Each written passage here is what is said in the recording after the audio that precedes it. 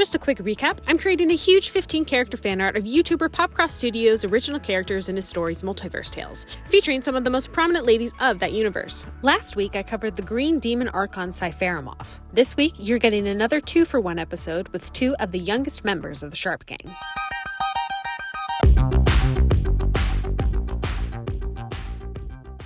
I am doing another 2-character episode because we've only gotten a handful of episodes of Naseko so far in the Multiverse Tales series. So we only have a few points of seeing her personality and what her powers actually are. After escaping from Baxel's prison, Sterling and Jill took it upon himself to find some sort of continuing education for both Jake Tajin, aka the Kid, and his new friend from Baxel's, Ana Fenze. During that waiting period, Jake and Ana both were able to join different missions with the Sharp Gang, especially Jake, whose main power was being able to heal. In the episode Jake and the Dragon Hunt, we find out that Jake has a huge crush on Vasilia Kuznet.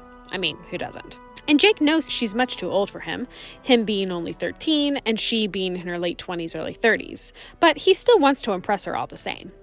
Jake soon finds out that Vasilia has a cousin named Naseko that is around the same age as Jake, and Vasilia claims if Jake impresses her boyfriend, Heath Hurricane Reynolds, then she'll introduce Jake to Naseko. Jake, imagining a miniature version of Vasilia, is more than motivated to do all he can to impress Heath during their dragon hunt. By the end of the episode, after the successful dragon hunt, Jake, Heath, and Sterling come to visit Vasilia.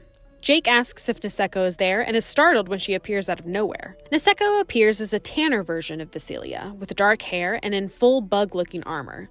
She is straightforward and monotonally asks Sterling what his favorite insect is, in which Sterling makes the mistake of saying spiders are pretty cool. Naseko rebuttals quickly with, "Don't talk to me," and then asks Jake the same question. Jake ponders for a moment and replies that he thinks praying mantises are pretty cool, and Naseko wraps her arm around Jake's neck and takes him away, saying, "And that is the correct answer." Heath and Vasilia smile at the two walking away and wish Jake good luck, showing just a small glimpse of Naseko's personality and quirkiness. I really enjoy Naseko's design, with her just fully embracing her love of bugs with the bug-like armor, and that her helmet makes her look like she has glasses, adding to her more intellectual, nerdy side. I think she's the only character to look like she has glasses, other than Champagne McGregor, who wears sunglasses, but I don't think that really counts. But the short pigtails, or maybe space buns, make her look youthful, and she's representing the Kuznets with the magical armor she wears. The only other moment we really get with Naseko so far is in the episode Multiverse Tales Maximum Venom, where a zany adventure happens with symbiotes coming into the dimension where everyone is supposed to be enjoying a lake day. Naseko is basically tricked into coming to Lake Day because Vasilia told her that there would be cool crustaceans and bugs around the lake, which wasn't true. We also see that Naseko has now dyed her hair the same color as Vasilia's. We catch a glimpse of Naseko's fighting style as well, as the team fights several wild symbiotes and she waves her hands magically and produces a sleeping or relaxing toxin through her fingers against the enemies. I'm sure we will see that Naseko is proficient not only in bug knowledge, but in magic, following in her family's footsteps. Naseko is such a fun addition to the group, playing with her social awkwardness and bluntness to create lots of different interactions, while also showing she definitely has Kuznet traits with her fighting skill and that she isn't easily startled by things. And that continuing education that Sterling was looking for? Well, he found a superhero school called the Trismegistus Academy, where he and Alexis were able to convince the headmaster to form a new class with Jake and Ana in it, to help them better their powers and still have an education. And Vasilia, with her charismatic charm, also gets Naseko into the school to join Jake and Ana's class. So we'll see more of Naseko, Jake, and Ana in PopCross's current running series of the Trismegistus Academy. Something that I don't think I explained in the Unkillable Kate episode is that Jake and Ana were able to escape from Baxel's prison one time before. But as soon as they returned to their home dimension, Fear herself greeted them with hostility. You see, Fear herself was the overseer of Jake and Ana's world, and she was not happy with them because Jake and Ana got their powers through forbidden gems called the Gems of the Angelic, and that's why she had put them in Baxel's prison in the first place. Fear couldn't just take these gems from Jake and Ana either, because these gems were embedded within Jake and Ana's bodies. So she gave them an ultimatum: give up their gems, and therefore their powers, or be sent back to Baxel's. Well, the two didn't give up their gems and were sent back to Baxel's, almost losing hope until Sterling and Jill stumbled upon them, and then their team, now including Kate, were able to escape from Baxel's a second time. With her gem, Ana is able to phase through people and solid objects as long as she can hold her breath. She also has blue skin with fins and webbed fingers and can breathe underwater, though I can't remember if that's actually confirmed. Like I said, both Jake and Ana were able to go on several missions with the Sharp Gang, while Sterling was actively looking for a school for the kids to go to. During that time, Ana went on a mission with Kate and a few others to take down a demonic Santa Claus, where Kate had to learn how to work as a team, something that Ana even scolded her on. That is something interesting about Ana's personality. During combat, she is very decisive and strong. She makes quick decisions and is a good team player.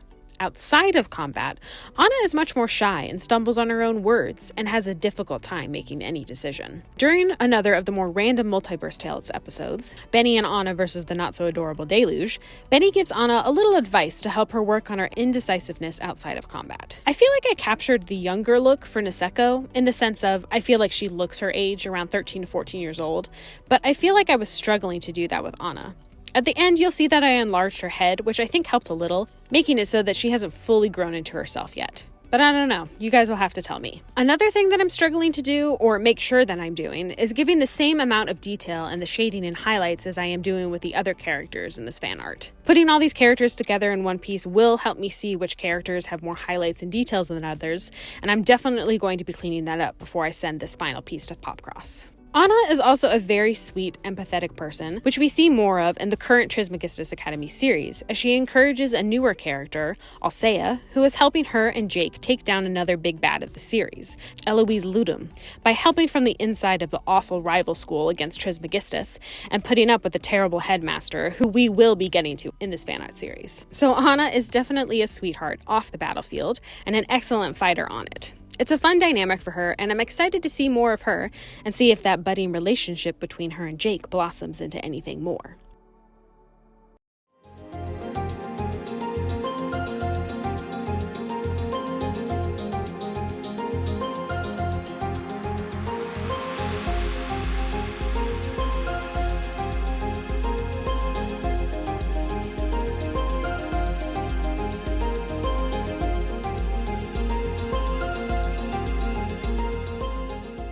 Thanks again so much for watching, especially if you got to the end of this video. Don't forget to like and subscribe if you like seeing these art videos, as well as if you want to follow this journey.